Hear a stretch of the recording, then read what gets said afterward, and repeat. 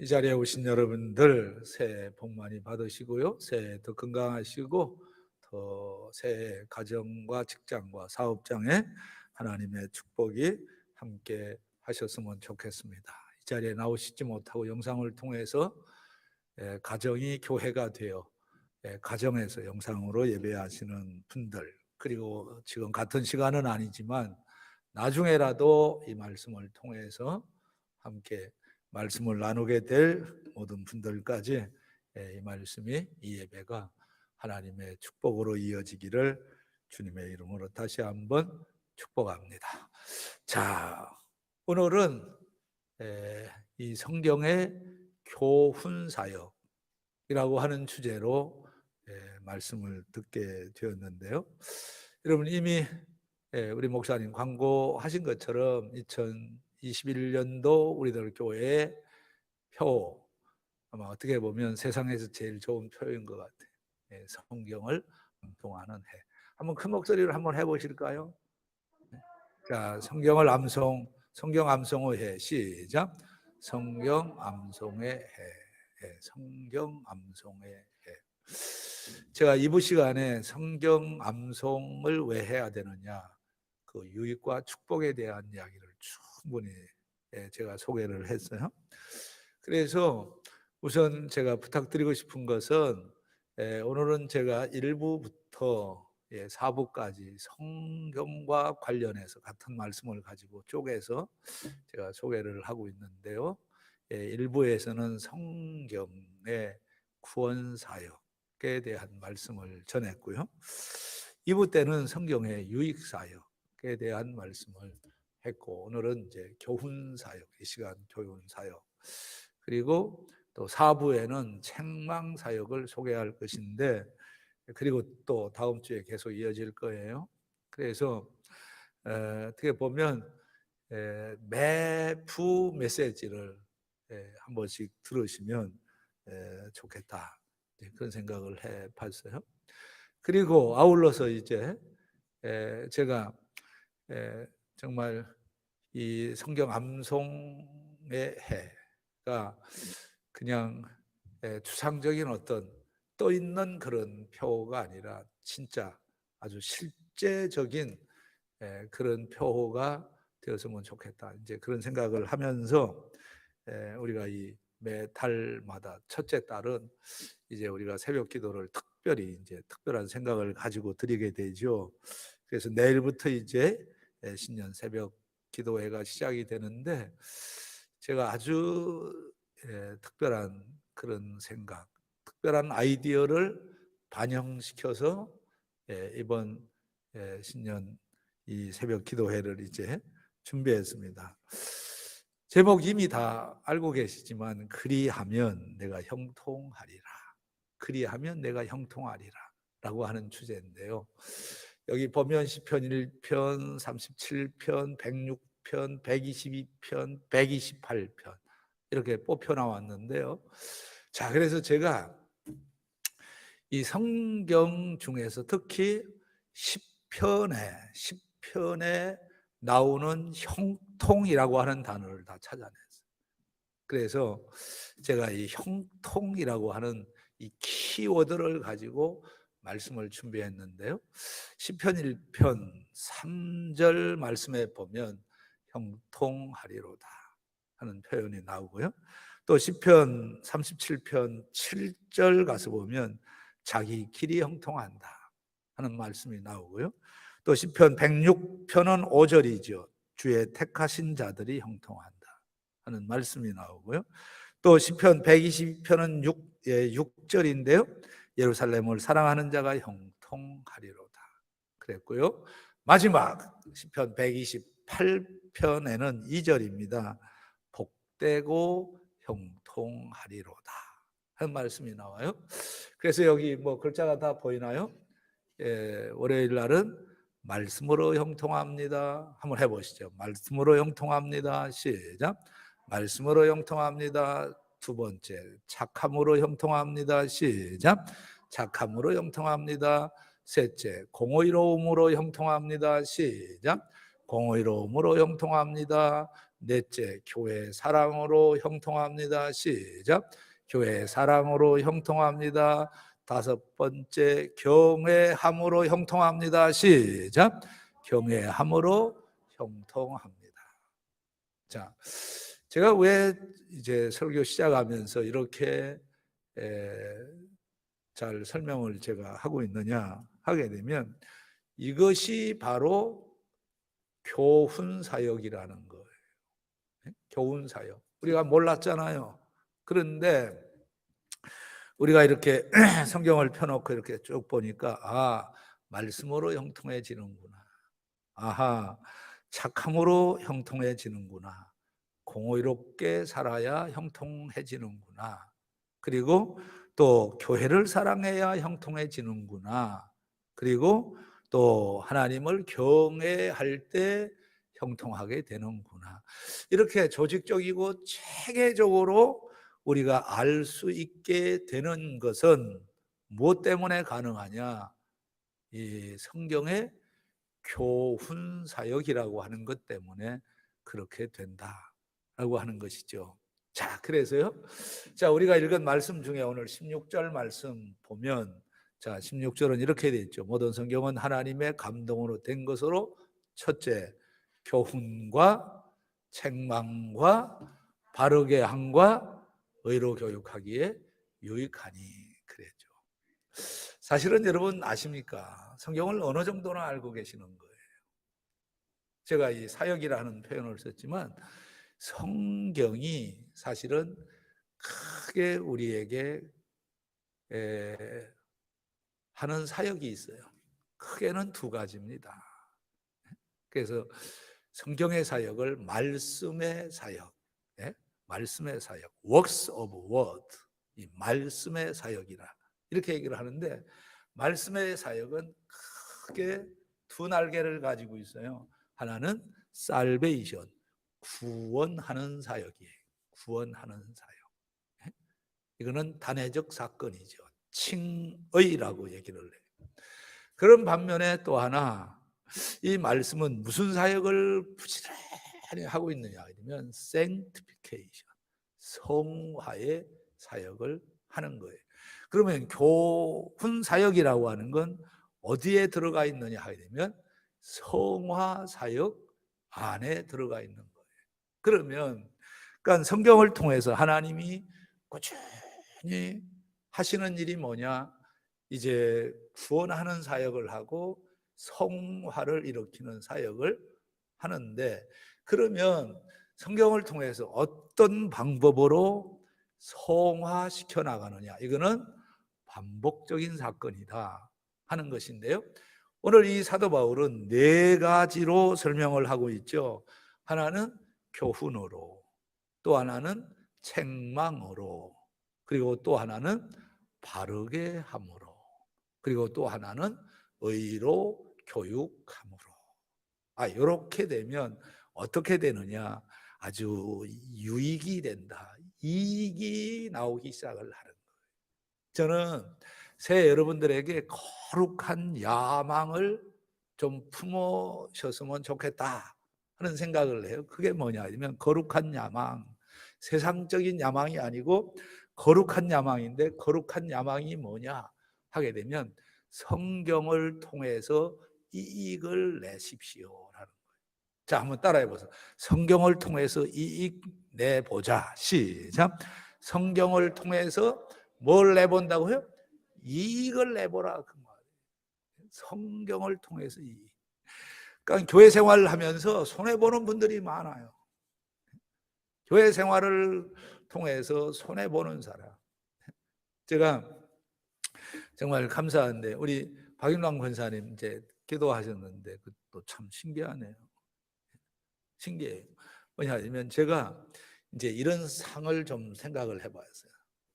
다른 상은 안 주고 싶은데, 이 코로나 상황 속에서도 얼마나 교회를 사랑하고 얼마나 예배를 사랑하고 설교를 사랑하는지 그걸 확인해서 상을 좀 주려고. 근데 뭐냐면, 누가 우리들 교회 이제 식구 중에서 이 유튜브를 통해서 전해지고 있는 설교를 제일 많이 듣는가? 이걸 좀 제가 이제 체크를 해가지고 벌써 제일 잘 듣고 있다는 분이 저한테 이제 본인이 얘기 아니고 제 3자가 저한테 이제 그걸 알려왔는데, 정말 이분은 보통 분이 아니에요. 근데 남자가 아니고 여자예요. 1등할 가능성이 있는 분이 여자가 아니고 누구라고? 남자. 그러니까 이분은 뭐 일어나서부터 저녁 늦게까지 그냥 지금도 또 이것도 듣고 계실 거고 또 들을 거예요. 이름을 발표를 하지 않는데, 근데 오늘 제가 이제 박용란 권사님 이제 기도를 하셨는데, 제가 이 송구영신 예배도 3번 했잖아요.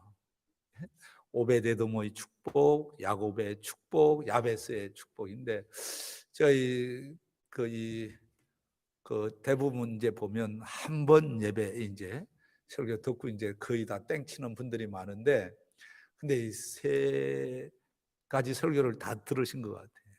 근데 송구영신 예배 때 권사님 교회 안 나오신 것 같은데 어떻게 그래도 집에서 다 들으셨는데, 그래서 이 기도할 때 아까 기도할 때 보면 하나님 오베데돔의 축복이 되게 해주세요.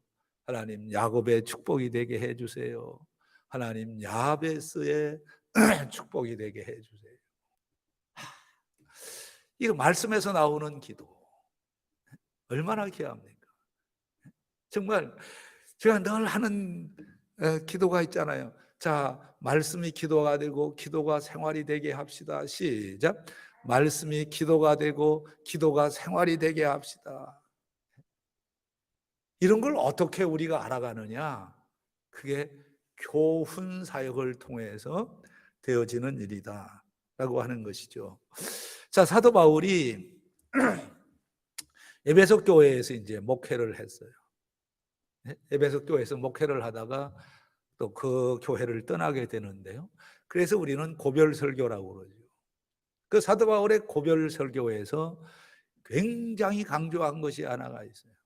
그게 뭐냐면 말씀의 능력, 말씀의 가치, 이걸 강조를 합니다.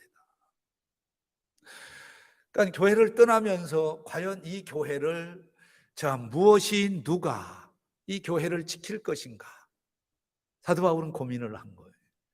장로님들일까 아니면 성령 충만한 성도님일까 고민을 하는데 그것도 아니에요. 그래서 사도 바울이 사도행전 20장 32절에서 이렇게 뜻밖의 이렇게 고별 설교하는 현장에서 이렇게 얘기를 합니다. 지금 내가 여러분을 주와 및 그 은혜의 말씀에 부탁하노니. 그랬죠. 교회는 사람이 지키는 게 아니라는 거예요. 교회는 그 은혜의 말씀이 지켜준다는 거예요. 이건 뭘 얘기를 하냐면 사도 바울의 이 믿음은 하나님의 말씀의 능력이라는 거죠. 그래서 이 말씀이 무슨 일을 하느냐? 3가지를 한다는 거예요. 뭐냐? 교회를 든든히 세워나간다. 2번째로는 교인들 성도 하나하나를 거룩하게 만들어간다. 그리고 3번째로는 기업을 잇게 한다. 기업을 잇게 한다는 게 뭐예요? 천국 가게 한다는 거. 그러니까 교회가 든든히 세워져 나가는데, 자, 교회가 든든히 세워져 나가는데 무엇을 통해서 교회가 든든히 세워져 나가느냐? 은혜의 말씀이라는 거죠. 그래서 사도행전 9장 31절 말씀에도 보면 사도 바울은 이 이야기를 하죠. 교회가 든든히 서나간다. 교회가 든든히 서나간다. 교회를 든든히 세워나가는 그 도구가 바로 무엇이냐 하게 되면 하나님의 말씀으로 세워져 나간다라고 하는 것이죠. 그러면 이 하나님의 말씀으로 교회가 든든히 세워져 나가는데, 자, 어떻게 해야 교회가 든든히 서 나가느냐? 성화를 통해서 된다. 성화를. 그러면 성화의 첫 단계가 뭘까요? 회개라는 거죠. 그러니까 이 사실을 알아두세요. 그 교회가 든든한 교회인가, 그 교회가 건강한 교회인가 하는 것은 무엇을 통해서 아느냐 하면 구성원들이 회개의 경험이 있는가, 이걸 알아야 되는 거예요. 지금 무슨 이야기 하는지 여러분들이 잘 모르실 수도 있어요. 뭐냐 하게 되면 회개 없이 나와서 교회 생활하는 분들이 있어요. 회개 없는 영혼들이 예배 자리에 나와서 있을 수가 있는 거예요. 근데 여러분 생각을 해보세요. 자, 이 회개의 경험이 없는 사람들이 예배 자리에 나와서 예배할 때와 회개의 경험을 가진 사람들이 나와서 예배할 때는 예배가 하늘과 땅 차이라는 거예요. 왜? 예배는 감격을 올려드리는 일이기 때문에. 구원에 감격이 없는 사람들의 예배는 이건 인위적인 예배라는 거예요. 그래서 하나님의 말씀이 뭘 하느냐 하면 예배자를 만드는 거예요. 어떤 예배자느냐? 회심한 예배자들을 만들어낸다라는 것이죠. 자, 그래서 우리가 사도행전 2장 36절에 보면 그런즉 이스라엘 온 집은 확실히 알지니 너희가 십자가에 못 박은 이 예수를 하나님이 주와 그리스도가 되게 하셨느니라 하니라. 37절 같이 읽어봅니다. 시작. 그들이 이 말을 듣고 마음에 찔려 베드로와 다른 사도들에게 물어 이르되 형제들아 우리가 어찌할꼬 하거늘. 자, 38절 베드로가 이르되 너희가 회개하여 각각 예수 그리스도의 이름으로 세례를 받고. 그러니까 하나님의 말씀이 뭘 하느냐? 회개하게 만드는. 회개한 사람들에게 하나님은 뭘 주시느냐? 죄 용서함을 주실 뿐만 아니라 뭘 주시느냐? 성령을 선물로 주신다.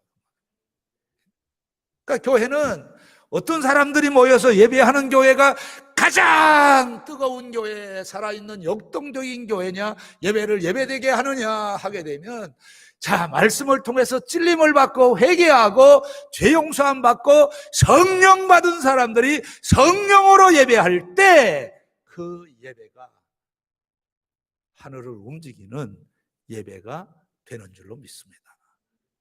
이런 예배를 바로 말씀이 만들어 간다라고 하는 것이죠. 그래서 이 교훈 사역 없는 올바른 예배는 있을 수가 없는 거예요. 교훈 사역. 그래서 오늘 말씀, 자, 모든 성경은 하나님의 감동으로 된 것으로 첫 번째가 뭐냐? 교훈과 그랬죠. 이 교훈이라고 하는 것, teaching scripture. 교회는 성경을 가르치는 자리라는 거예요. 그러면 가르치는 자가 있으면 성경을 배우는 자가 있어야 되는 거죠. 그러니까 제일 행복한 교회, 제일 좋은 교회는 어떤 교회냐? 성경을 가르치는, 성경을 가지고 가르치는 교회, 그리고 성경을 가지고 가르치는 그 메시지를 듣는 사람들이 모여있는 교회. 그래서 말씀이 부자가 되는 교회. 말씀이 부자가 되는 교회. 자, 골로새서 3장 16절 말씀이죠. 자, 이 말씀.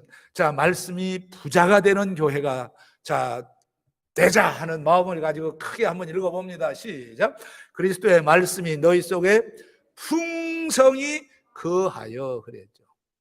자, 성경을 암송하고 나면 말씀이 풍성해지는 교회가 됩니다. 시작. 성경을 암송하고 나면 어떤 일이 일어난다고요? 자, 말씀이 풍성한 예배가 된다. 그 말. 그러니까 제일 좋은 교회는 어떤 교회느냐 하게 되면 말씀이 부자가 되는 교회. 자, 말씀이 부자가 되게 합시다. 시작. 말씀이 부자가 되는 것. 그럼 말씀이 부자가 되면 거기서 자, 터져나오는 예배 현장이, 자, 다시 골로새서 3장 16절에는 말씀 풍성해지니까 이렇게 생기죠. 모든 지혜로 피차 가르치며 교훈 사역이죠. 권면하고 시와 찬송과 신령한 노래를 부르며 감사하는 마음으로 하나님을 찬양하고. 여러분 보세요. 어떤 경우가 찬양이 은혜가 됩니까? 저는 이 노래 잘하는 사람들 참 정말 특별한 분들이라고 생각을 해요. 노래 잘하는 분들은 특별한 은혜가 있는 사람. 근데 제가 이 생각을 할 때 이 노래를 잘해서 찬양을 통해서 하나님께 기쁨이 되면 얼마나 좋은 거예요. 그러면 이 음악적으로 이 노래 기술이 없는 사람들은 그러면 그러면 이 예배 그러면 은혜가 잘 안 될까? 그 생각을 했는데 빨리 한번 대답을 해보세요. 참새 지저귀는 소리를 들으면서 소프라노, 엘트, 테너, 베이스 그 감각을 찾아낼 수 있어요, 없어요? 찾아낼 수 있어요, 없어요? 새들의 노래소리를 들으면서 쟤는 소프라노야, 쟤는 테너야, 테너.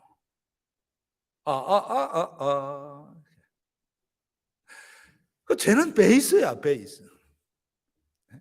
이거 없잖아, 이게 없어요. 저는 우리의 찬양을 하나님이 그렇게 받으신다고 생각해요. 잘하든 못하든 무슨 음악적인 소질이 있든 없든 그게 중요한 게 아니고, 중요한 건 뭐냐면 말씀으로 채워져 가지고 거기서 그 터져나오는 찬양은 하나님께서 아주 기쁘게 받으시는 찬양이 되는 줄로 믿습니다.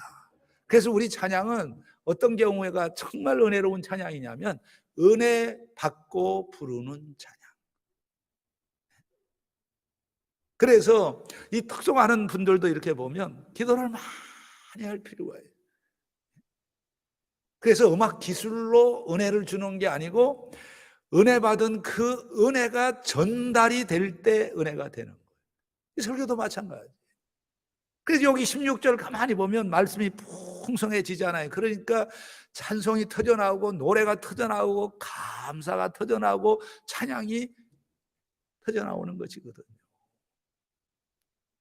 그러면 이런 은혜로운 교회는 어디에서 이런 은혜로운 교회가 되느냐 하게 되면 말씀이 살아있을 때 가능하다 그 말이거든요. 그래서 이걸 알아두세요. 이 잘 안 되는 일이지만 교훈 사역은 목회자의 의무이다라는 거예요.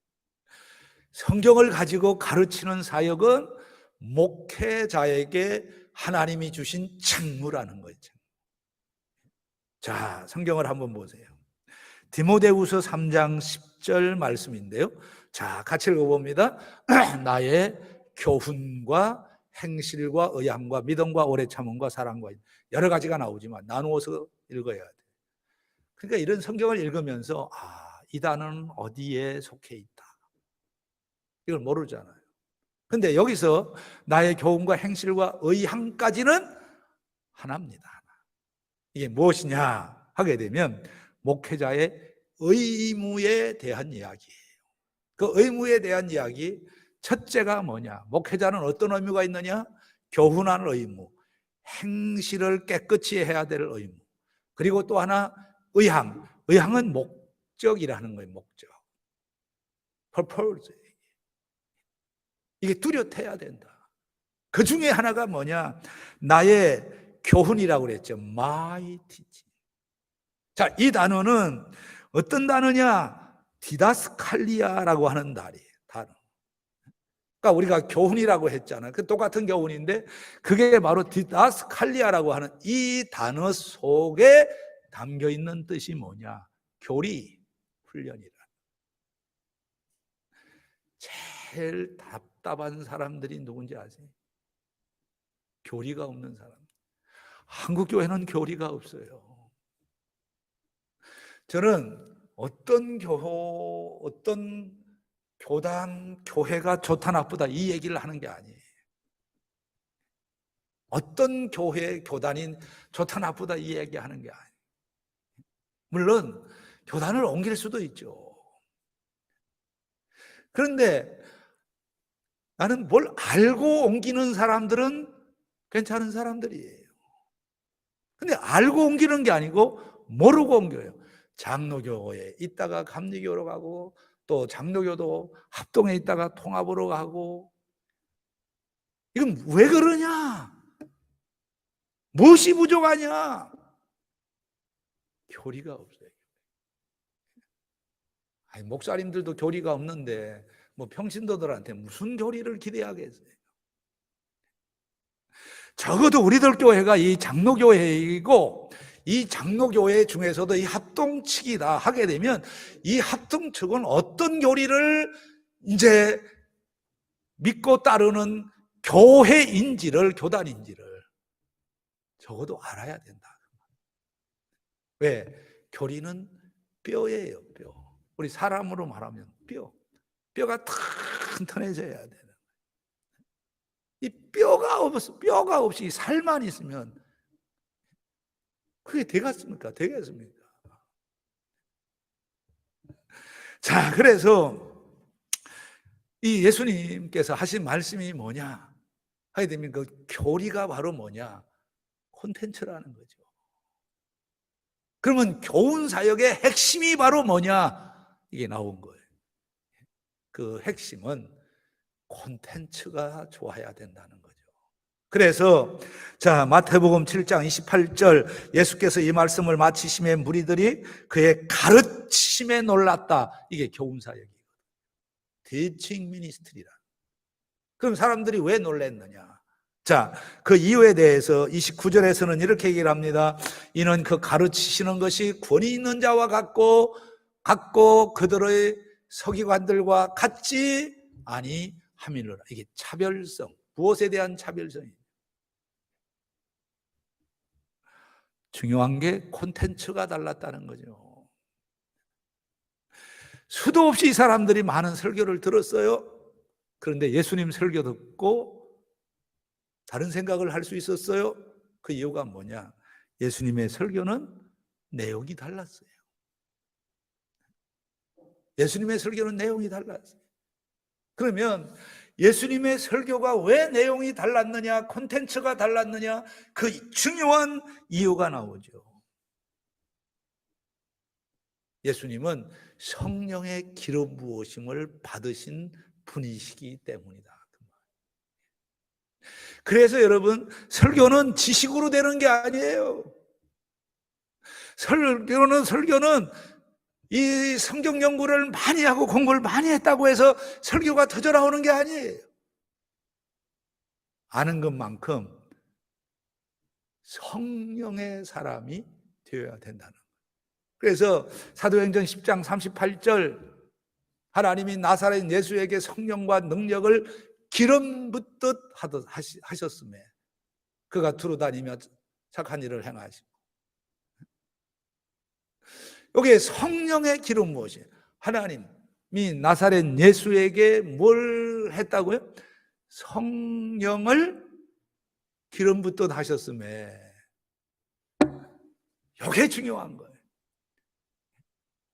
여러분, 담임 목사님을 위해서 이렇게 기도할 때 다른 거 기도할 필요가 없어요. 물론 건강한 거 중요해요. 근데 대부분 보면 목사님 건강하게 해주세요. 할렐루야. 그것도 좋긴 좋아요. 근데 그보다 더 중요한 게 뭐냐면 매일같이 성령의 기름 부으심이 있게 하여 주시옵소서. 성령의 기름 부으심이 있어야 하나님 목소리가 나오는 거예요. 자, 고린도전서 2장 13절 우리가 이것을 말하거니와 사람의 지혜가 가르친 말로 아니하고, 그 다음 다 같이요. 시작. 오직 성령께서 가르치신 것으로 하니. 성령의 가르치심이 살아있는 교회, 이게 교훈사역, 성경에서 말하는 교훈사역. 왜냐하면 자 보세요. 사람의 지혜에 한계가 있어요. 어느 정도 설득을 시킬 수가 있어요. 그러나 이 사람의 지혜로는 절대로 사람을 살릴 수가 없고, 중요한 것은 그 사람의 지혜의 말을 들은 사람은 기업을 잇게 할 수가, 천국 갈 수가 없다. 어떤 사람의 설교가 여러분 능력이 있는 설교고 그 설교를 들은 사람이 하나님 나라까지 가게 되느냐 하게 되면 바로 이거예요. 성령의 기름 부으심을 받은 그 설교가 사람을 살려낸다. 그래서 사도 요한이 이런 이야기를 합니다. 요한 1서 2장 20절에서 자, 같이 읽어봅니다. 시작. 너희는 거룩하신 자에게 기름 부음을 받고 모든 것을 하느니라. 기름 부으심, 성령의 기름 부으심. 이 성령의 기름 부으심이 없이는 하나님을 알 수가 없어요. 하나님을 모르고는 절대로 깊이 있는 예배 드릴 수가 없다 하는 것이죠. 그러면 결론은 이겁니다. 결론은 다른 게 아니에요. 교회는 말씀이 살아있어야 예배가 살아있게 된다는 거예요. 여러분, 왜 2021년도에 성경을 암송하느냐? 예배가 살아나기 때문에. 여러분, 이 고통을 아십니까? 제가 지난주에 이 3부 예배 때 뭐라고 얘기를 했어요? 3부 예배자들은 좋다. 오늘도 같은 말을 하고 싶어요. 3부 예배자들은 좋다. 할렐루야. 그냥 말이 아니고 이 3부 예배자들은 흔들림이 없는 분들이에요. 이 흔들림이 없는 분들, 오래오래 교회 생활을 하신 분들,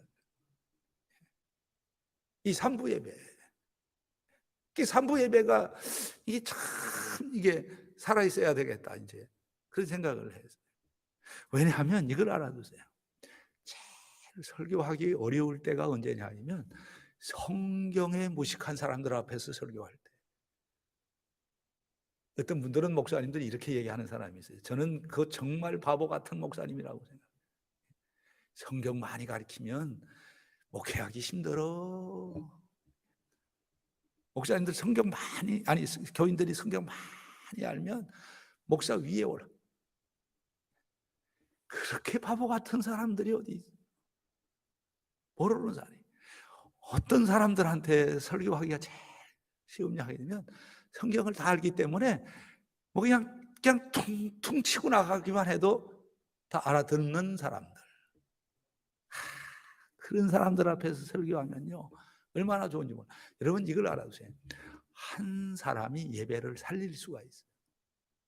한 사람이라도 여기서 성경을 알아들을 줄 아는 그런 사람이 있으면 그 예배가 살아나는 거예요.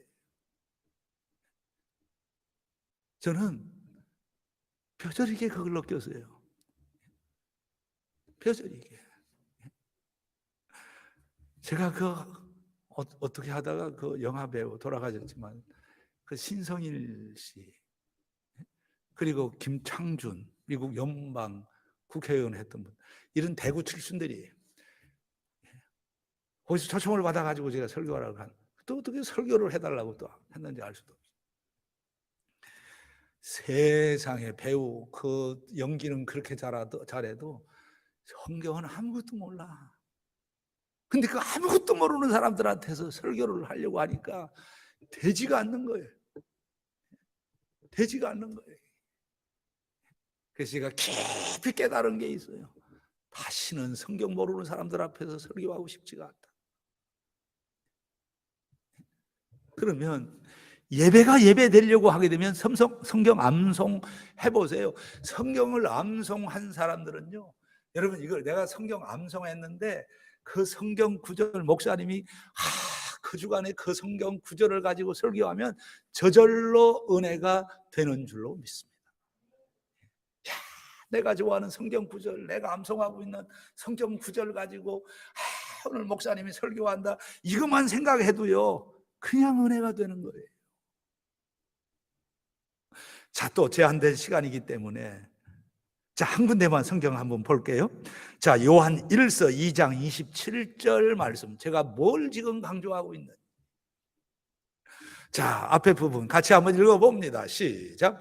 너희는 주께 받은 바 기름 부음이 너희 안에 거하나니 아무도 너희를 가르칠 필요가 없고 오직 그의 기름 부음이 모든 것을 너희에게 가르치며 또 참되고 거짓이 없으니 너희를 가르치신 그대로 주 안에서 거하라. 더 길게 얘기하지 못하는데요. 성경을 암송하다 보면 성령의 기름 부으심은 저절로 하나님이 주시는 축복인 줄로 믿으시기를 주의 이름으로 축복합니다.